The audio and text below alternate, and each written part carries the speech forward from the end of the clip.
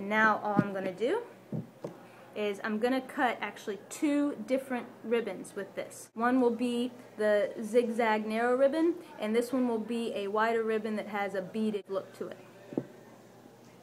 And you just roll it up along the strip of fondant like that. One of the reasons why I wanted to have my fondant be a little bit thicker is so that I would be sure that the beads showed up on the ribbon that I embossed with the beads. Here's what that looks like. And then to make a bow loop, you would cut it twice the length that you want your bow loop to be, because you're going to then just fold it in half. And then you can trim off the corners here so that it comes to a point and it actually looks like a little loop. To make sure that it dries with an open loop, you just prop it up on its side like that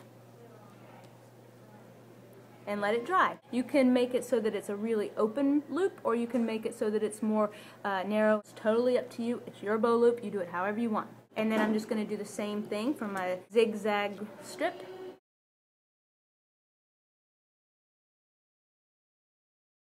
Again, I'm just going to cut the corners off here. This kind of helps to pinch the 2 ends closed, and I'm just going to make one more.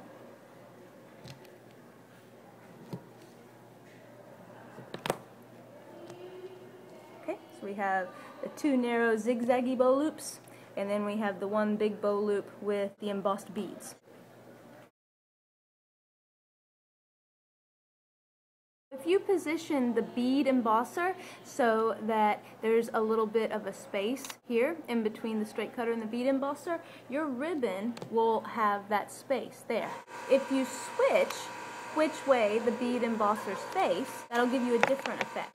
You see now there's very little space between where the bead embosser is and the straight cutter. So you won't have this space right here on your ribbon. Instead, it'll look like the beads are right up against the edge of the ribbon.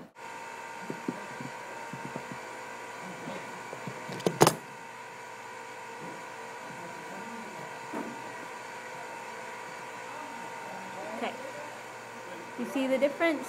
Now the beads are pushed right up against the edge of the ribbon.